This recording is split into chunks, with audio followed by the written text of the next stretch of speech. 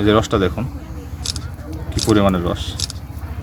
মালটা চাষ করে বছরে আয় করছেন প্রায় 10 লাখ টাকা। বাংলাদেশের মাটিতে ইউরোপের মতো বাগান দিয়ে তাক লাগালেন তিনি। বছরের খরচ সব বাদ দিয়ে এখান থেকে 10 থেকে 12 লক্ষ টাকা থাকে। শুনে অবাক হলেও ইউরোপের মতো গাছ থেকে নিজ হাতে ফল পেড়ে খেয়ে সেই গাছের চারা কিনতে পারবেন যে কেউ। হ্যাঁ, খেয়ে দেখেছি, অনেকগুলো গাছের খেলাম, বেছে বেছে খেলাম। অনেক বড়, মিষ্টি এবং খুব সুস্বাদু। বলছি 34 বছরের হানিফ আলী মণ্ডলের কথা, যার বাগানের চারপাশে ঝুলে আছে থোকায় থোকায় মালটা আর কমলা। মোটামুটি প্রতিটা গাছে গড় এভারেজে কোনো গাছে 2 মণ 3 মণ এরকম ভাবে 100 কেজি 90 কেজি 80 কেজি এরকম ভাবে ফল আছে। দর্শনার্থীদের ভিড় প্রতিদিনই বাড়ছে। দূর দূরান্ত থেকে মানুষ আসেন বাগান ঘুরতে, ছবি তুলতে আর মালটা ও কমলা কিনতে। বাগানটা অনেক বড় আর অনেকগুলো, মানে সব গাছেরই প্রায় অনেক সুন্দর খেতে, অনেক মিষ্টি। আমার তো খুবই ভালো লাগছে। আমাদের দেশের মাটিতে যে এত সুন্দর মালটা কমলা হয় এটা আগে আসলে মানে ধারণার বাহির। নিজে খেলাম, খেয়েও দেখলাম যে অনেক মিষ্টি এবং অনেক রসালো।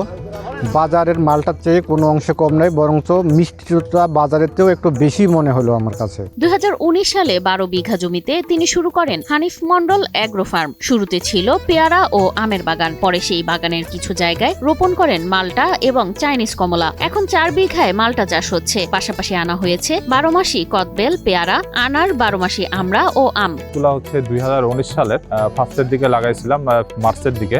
তো এখন হচ্ছে 2025 সাল, প্রায় 7 বছর হচ্ছে। আলহামদুলিল্লাহ আমরা এই বাগানটা সাথী ফসল হিসেবে মালটার সঙ্গে আমরা পেয়ারা লাগাইছিলাম।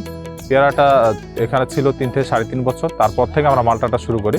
আলহামদুলিল্লাহ এখন আমাদের মালটার ভালো ফলন হচ্ছে। ছোটবেলায় গাছের প্রতি ভালোবাসা থেকেই একসময় বাবার বাগান দেখভাল করতে শুরু করেন হানিফ। এরপরই তার স্বপ্ন তৈরি হয় দেশের জন্য মানসম্পন্ন ফলের বাগান গড়ার। আমার বাবা একজন পেয়ারা এবং আম চাষি, তো আমি তখন দেখলাম যে আমি একটা সমন্বিত ফল বাগান করবো। সেই সূত্রে আমি বিভিন্ন ইউটিউবে দেখি, অনেক জায়গাতে দেখি, দেশের বাহিরের অনেক প্রোগ্রামগুলোও দেখি।